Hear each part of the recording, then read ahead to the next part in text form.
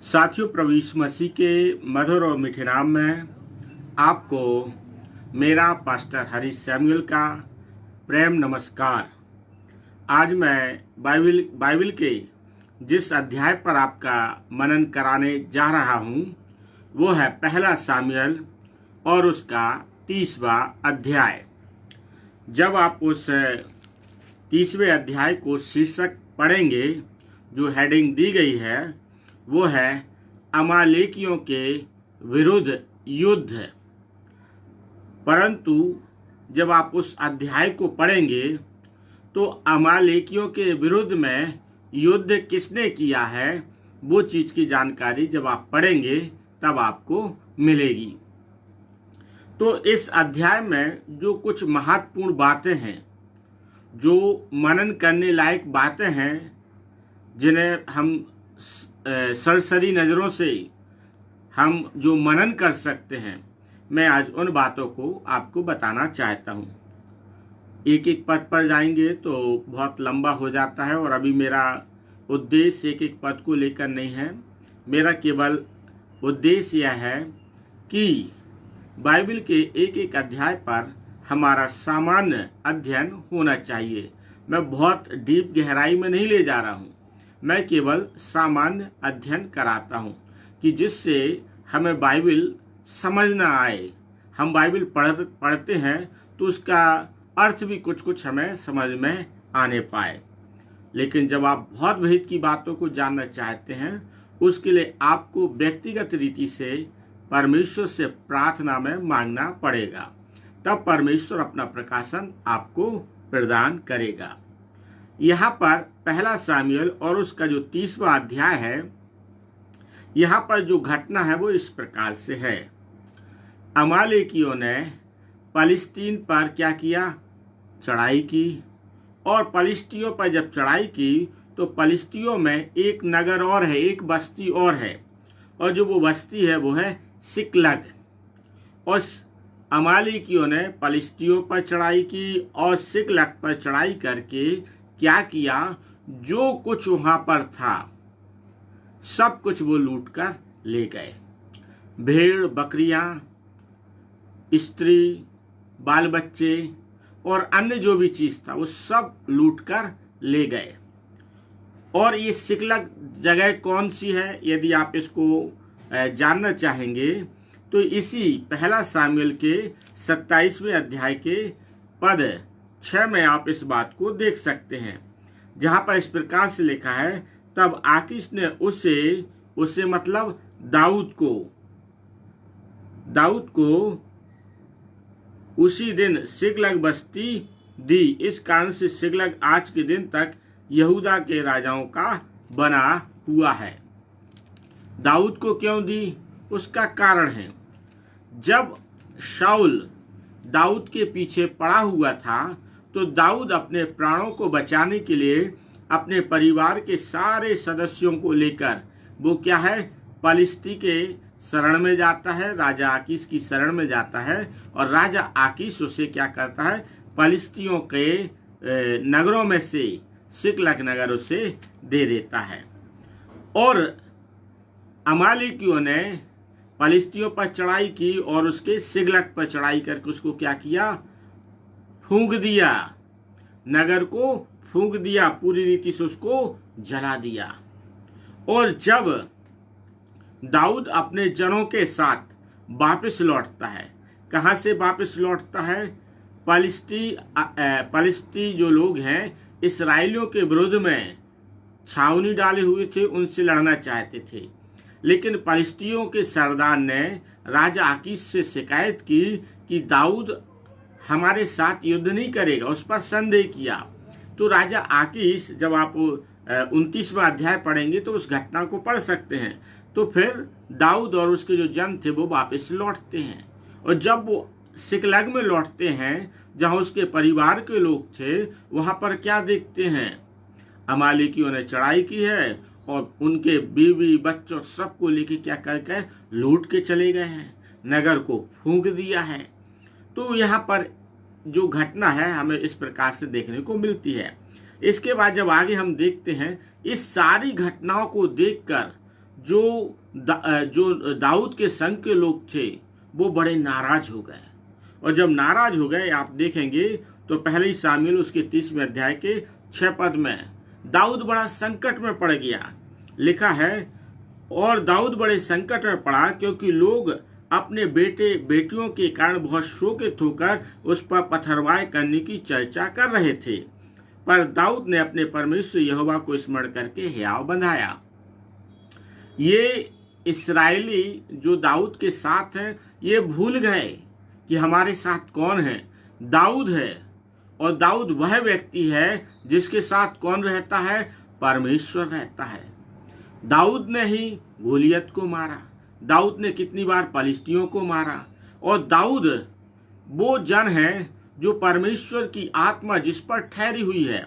इस्राएली लोग जो उसके निकट के लोग थे वो भूल गए। वो क्या योजना बना रहे हैं, दाऊद को हम पत्थरवाही करके मारेंगे, कानाफूसी चल रही है। तो इस बात को हमें समझना है। जब आप सेवा में हैं, प्रभु के कार्य में हैं, प्रभु का कार्य करते हैं, और उन जिनके लिए आप कार्य करते हैं वो लोग भी क्या होते हैं, आपके विरोध में खड़े होने लगते हैं। जब अच्छा चलता है तो लोग आपकी वाहवाही करते हैं, आपके साथ खड़े रहते हैं, आपकी लिए गीत गाते हैं महिलाएं कि शाऊल ने हजारों को पर दाऊद ने लाखों को मारा।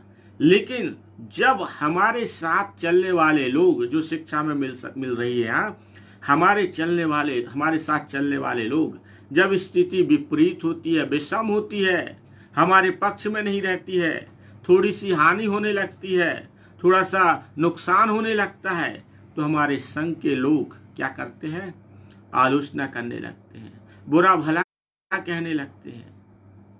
और दाऊद के साथ यही हो रहा है। लेकिन एक सच्चे विश्वासी का, परमेश्वर के भय मानने वाले का जो गुण होता है वह क्या है, अपने परमेश्वर पर भरोसा बनाए रखे, वह उसमें स्थिर रहे। सारे लोग अपने बीवी बच्चों के लिए रोना गाना कर रहे हैं, लेकिन दाऊद ने ना उनके रोना गाने के कारण से निराश हुआ, और जो वो योजना पत्थरवाही बना रहे उस पर भी उसने ज़्यादा ध्यान नहीं दिया। उसने इस बात का ध्यान दिया, हमारे साथ जो लड़ने वाला है, हमारे साथ जो खड़ा रहने वाला है, वो जीवित परमेश्वर है। हमें उसके पास जाना चाहिए, उसको पुकारना चाहिए। और दाऊद ने, जब आप आगे पढ़ेंगे तो यही किया। पहला शामूएल 30वें अध्याय के 7वें पद में हम यही देखते हैं। दाऊद कहता है, तब दाऊद ने अहीमेलेक के पुत्र एब्यातार याजक से कहा, एपोद को मेरे पास ला। तब एब्यातार एपोद को दाऊद के पास ले आया, और दाऊद ने यहोवा से पूछा, क्या मैं इस दल का पीछा करूं, क्या उसको जा पकड़ूंगा? उसने उससे कहा, पीछा कर, क्योंकि तू निश्चय उसको पकड़ेगा। निस्संदेह 100 साथियों जनों को लेकर बसूर नाले तक पहुंचा। हम अपने जीवन में दाऊद के समान इस बात को हमें समझने की आवश्यकता है। हमारे विरुद्ध में कौन है ये महत्वपूर्ण नहीं है, हमारा कौन साथ देगा नहीं देगा ये महत्वपूर्ण नहीं है। बस ये महत्वपूर्ण है, मुझे और आपको यदि युद्ध जीतना है, विजय पाना है, सफलता पाना है, तो हमारा परमेश्वर हमारे साथ रहना चाहिए, और उस परमेश्वर से पूछकर हमें अपने कार्यों को करना है। सुलेमान यही तो लिखता है, अपने सारे कामों को उसी को स्मरण करके करना, तब तेरे सारे कार्य क्या होंगे, सफल होंगे। दाऊद सारी विषम परिस्थितियों को अनदेखा करते हुए बोलता है, मैं परमेश्वर से पूछूंगा, क्या मैं उस दल का पीछा करूं या ना करूं। परमेश्वर बोलता है, निश्चय तू उसका पीछा कर और तू उसे अपने हाथों में ले लेगा। मुझे और आपको दाऊद से जो सीखना है, इस अध्याय में यही बात को सीखना है। आपके पास समस्या है, इस संसार में ऐसा कौन सा मनुष्य है जो इस बात को कह सकता है मेरे पास समस्या नहीं है। कुछ लोग अपनी समस्याओं को रो गा कर बता सकते हैं। दाऊद के साथ जो लोग थे, इस्राएली लोग, सैनिक लोग, वो रो गा कर ही तो अपनी समस्या बता रहे थे। तो कई लोग रो गा कर समस्या बता सकते और कई लोग शांत रहकर उस समस्या को भी देखते हैं। दाऊद शांत था, दाऊद के पास समस्या नहीं है, ये बात नहीं है। दाऊद भी उस समस्या से पीड़ित है जिसके लिए इस्राएली लोग क्या कर रहे हैं, रो गा रहे हैं। दाऊद के भी दोनों पत्नियां, बच्चे, सब अमालेकी लोग क्या करके लूट के ले गए। दाऊद भी उनके साथ रो सकता था, पर रोने से समस्या का हल नहीं होता है। परमेश्वर को पास जाने से समस्या का हल होता है। तो कुछ लोग अपनी समस्या को रोते रहते हैं, गाते रहते हैं, इसको बताएंगे, उसको बताएंगे। हमें किसी को नहीं बताना। हमें किसको बताना? दाऊद ये बता, वो परमेश्वर के पास गया, उससे पूछा कि हम उनको पकड़ सकते उस दल को कि नहीं, और परमेश्वर ने उससे बताया, निश्चय दिलाया, तू जीतेगा। तो मुझे और आपको अपनी समस्याओं को, परेशानियों को और तकलीफों को लेकर क्या करना है? परमेश्वर के पास जाना है, और परमेश्वर आपको भरोसा दिलाएगा, निश्चयता दिलाएगा, और आपकी जीत होगी, क्योंकि आप उस पर भरोसा रख रहे हैं, उसे स्मरण करके कार्य कर रहे हैं। तो परमेश्वर आपको जीत देगा। और आगे हम देखते हैं, जब आप आगे पढ़ेंगे तो पहला शामिल उसके 30वें अध्याय के पद 11वें में एक और घटना हमें देखने को मिलती है। उनको जब वो पीछा करने के लिए चल दिए तो क्या देखते हैं, बसूर जो नाले के पास, वहाँ पर उनको एक मिस्री पुरुष मैदान में मिला। और ये जो मिस्री पुरुष है, ये अमालेकियों के यहाँ दास के रूप में था। और जब ये बीमार पड़ा तो अमालेकियों के जिसका ये दास था, उसके स्वामी ने उसे छोड़ दिया। काहे के लिए छोड़ दिया? मरने के लिए छोड़ दिया। और लिखा है, इसने 3 दिन से कुछ नहीं खाया था, ना कुछ खाया था ना पिया था। लेकिन जब इस मिस्री व्यक्ति को दाऊद के पास लाया गया तो दाऊद ने क्या किया? उसको खाने को दिया, पीने के लिए दिया। लिखा है, अंजीर की टिकिया दी और 2 गुच्छे किशमिश उसे दिया। अर्थात दाऊद से इस अध्याय में जिस घटना को हम सीखना है, हमें अपना भलाई का जो गुण है वो बनाए रखना है। दाऊद भी उसको, मिस्री को, ये सोचता, जब उसे सिकलग में लूट मची हुई थी, ये भी उस समय अमालेकियों के साथ था। दाऊद चाहता तो उसे क्या कर सकता था? मार सकता था, घात कर सकता था, क्रोध में आकर उसे हानि पहुंचा सकता था। लेकिन नहीं, दाऊद ने क्या किया?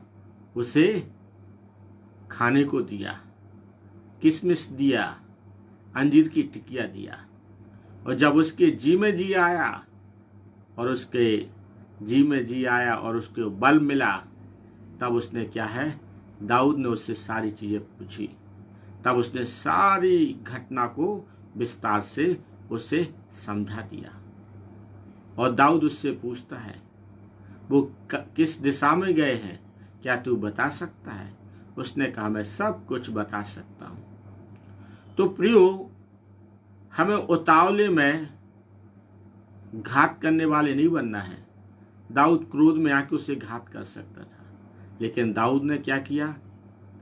बड़े धीरज का परिचय दिया, और जो भूखा था, बीमार था, उसकी सुधि ली। जब आप भलाई करते हैं, भलाई लौट कर वापस आती है। और जब उसकी सुधि ली तो क्या देखते हैं? वह मिस्री पुरुष दाऊद को सब कुछ बता देता है कि वो लोग कहाँ मिलेंगे और क्या क्या घटना हुई है, सब का वर्णन वो कर देता है। तो मुझे और आपको इस बात को सीखना है कि भलाई करने वाला हमारा जीवन होना चाहिए।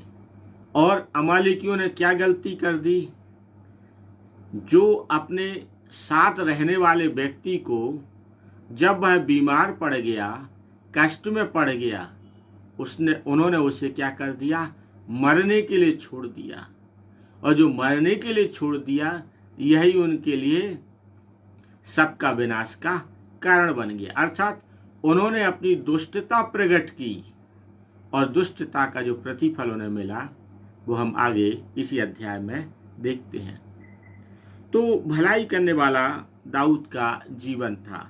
दाऊद ऐसा नहीं था कि बिल्कुल घात करने में लगे रहे, क्योंकि दाऊद के जब हम इतिहास पढ़ते हैं तो दाऊद के इतिहास में हम इस बात को देखते हैं कि उसके जीवन भर वह युद्ध करता रहा, लेकिन उसके जीवन में कुछ ऐसे हिस्से हैं जिसमें उसने भलाई करने का भरसक जब भी मौका मिला है उसने प्रयास किया है। घात करने में उतावली नहीं रहा।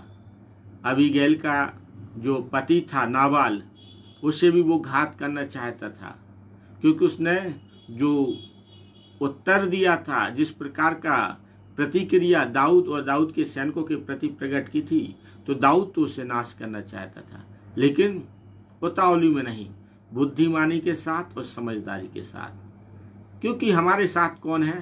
परमेश्वर है। हम उसके डर और भय में चलते हुए, उसकी आज्ञाओं का पालन करते हुए हमें आगे बढ़ना है। दाऊद ने जो बीमार व्यक्ति है, भूखा है, उसकी सुधि ली, क्योंकि वो उसको रास्ते में मिला था। वो उस समय युद्ध नहीं कर रहा था और न युद्ध करने वाले लोगों के साथ था। तो हमें हमारा जीवन भलाई करने वाला जीवन बना रहना चाहिए, और भलाई ही को लौटाती है। जिस प्रकार से बुराई बुराई को लौटाती है, उसी प्रकार से भलाई को लौटाती है। इसके बाद जब आप आगे पढ़ेंगे पहला सामुएल उसका 30वां अध्याय पद 16 से, तो आप देखेंगे अमालेकी जब दाऊद उनके पीछे गया तो क्या देखा? अमालेकी लोग क्या है? छितरे हुए पड़े हैं, और जो लूट पलिश्ती, सिकलग और अन्य जगह से लूटा है उसमें बिल्कुल आनंद मना रहे हैं, नाच गाना हो रहा है, बिल्कुल फुल एंजॉय हो रहा है। और दाऊद ने क्या किया? लिखा है रात के पहर से तीसरे पहर तक उन्हें घात किया। क्यों किया? परमेश्वर ने उसे आदेश दिया था तुम उस पर विजय पाओगे, और दाऊद ने उन्हें घात किया। जब अमालेकियों के विषय में परमेश्वर ने यदि देखा जाए तो आप निर्गमन उसके 17वें अध्याय से 19वें पद तक में पढ़ेंगे, तो परमेश्वर ने तो इस बात को स्पष्ट आज्ञा मूसा को दिया था कि जो अमालेकी है इस पृथ्वी पर से हमेशा हमेशा के लिए नष्ट हो जाए। और इसी बात को जब आप पहला सामुएल उसके 15वें अध्याय को पढ़ेंगे तो परमेश्वर ने शाऊल से कहा था तुम अमालेकियों पर चढ़ाई करना, और क्या बच्चे, क्या स्त्री, क्या भेड़ बकरियां, क्या जो कुछ उनका है सबको नष्ट करना, सबको घात करना, अमालेकियों को इस पृथ्वी पर से उनका नामो निशान मिटा देना। ये परमेश्वर की बिल्कुल एक घोर दृढ़ निश्चय था, जिसे आप निर्गमन उसके 17 से 19वें अध्याय में पढ़ सकते हैं। और शाऊल ने अमालेकियों को घात नहीं किया, बल्कि मोटी मोटी भेड़ बकरियों को अच्छे सब बचा लिया। उसके राजा आगाग को बचा के रखता है। तब सामुएल नाराज होता है, क्योंकि परमेश्वर नाराज था। तब सामुएल बोलता है तूने ये क्या किया? आज्ञा मानना मेल बलि या बलिदान करने से उत्तम है, और तूने परमेश्वर की आज्ञा का क्या किया है? उल्लंघन किया। इसलिए परमेश्वर ने तुझे राजा होने के लिए तुच्छ जाना। अब दाऊद को मौका मिल गया है, और दाऊद ने क्या किया? अमालेकियों को घात किया, और जो उसका लूट के ले गए थे वो सब क्या है? वो अपना वापस ले आए। तो जब हम परमेश्वर के साथ चलते हैं, परमेश्वर की आज्ञा के अनुसार हम अपने कदमों को आगे बढ़ाते हैं, तो जय तो प्रभु यीशु मसीह के नाम से, जय तो परमेश्वर के नाम से है। जय तो यहोवा के नाम से है।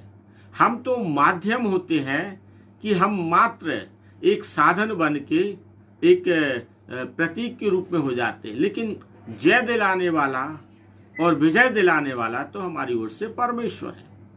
इसलिए तो हम ये गीत गाते हैं, ना बल से ना तो बल से ना शक्ति से, पर परमेश्वर की आत्मा से।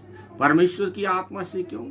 जब परमेश्वर की आत्मा आप पर ठहरता है तब आप जीत हासिल करते हैं। दाऊद के ऊपर परमेश्वर का आत्मा ठहरा था, दाऊद को तो जीतना ही था। और न्यायियों की पुस्तक में भी आप देख सकते बार बार शिमशोन में परमेश्वर का आत्मा शिमशोन पर ठहरता था और वो बड़े बड़े आश्चर्य कर्म करता था और अपने विरोधियों को, जो फलिस्तीनी हैं वहाँ पर आप मिद्यानी हैं, इनको पढ़ेंगे उनसे वो जय पाता था। तो बात यह है कि हम परमेश्वर की आज्ञा के अनुसार चलते जाएंगे, परमेश्वर हमें विजय दिलाता है। और अमालेकी लोग कैसे हैं? निश्चिंत हैं, ऐसे निश्चिंत हैं कि हमारा तो कोई कुछ बिगाड़ ही नहीं सकता। क्यों? उनका जो कॉन्फिडेंस है इसलिए भी बढ़ गया। दाऊद की दोनों पत्नियां और उनके बच्चों तक को लूट के ले आया। उस दाऊद का जिसने गोलियत को और कितनी बार फलिस्तीनियों को हराया। तो ऐसे सूरवीर व्यक्ति का, ऐसे योद्धा का जब उन्होंने सब कुछ छीन लिया तो वो निश्चिंत थे, ऐसे निश्चिंत थे कि अब तो हमारा कोई कुछ नहीं कर सकता। लेकिन परमेश्वर अपने लोगों को, कोई कितना भी शक्तिशाली हो, कोई कितना वजनदार व्यक्ति हो, परमेश्वर क्या करता है? अपने लोगों को विजय दिलाता है।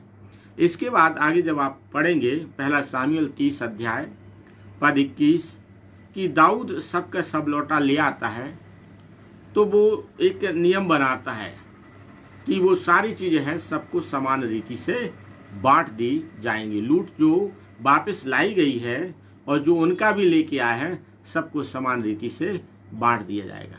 परंतु इस्राएली सैनिकों में भी कुछ ऐसे लोग थे जो लोग क्या कहने लगे, अरे जो लोग युद्ध में नहीं गए, 200 लोग थे जो युद्ध में नहीं गए, थके रहने के कारण से बसोर नाले के यहाँ ठहर गए, सामान की देखरेख कर रहे थे। बोले कि हम इनको नहीं हिस्सा देंगे। दाऊद ने उन्हें समझाया, लूट पर हिस्सा तो सबका बराबर बैठेगा। तो जब हम भलाई का काम करते हैं, कुछ हम सही कार्य करते हैं, तो हमारे साथ जो लोग रहते हैं ऐसा नहीं है कि बिल्कुल आपकी हाँ मिलाएंगे।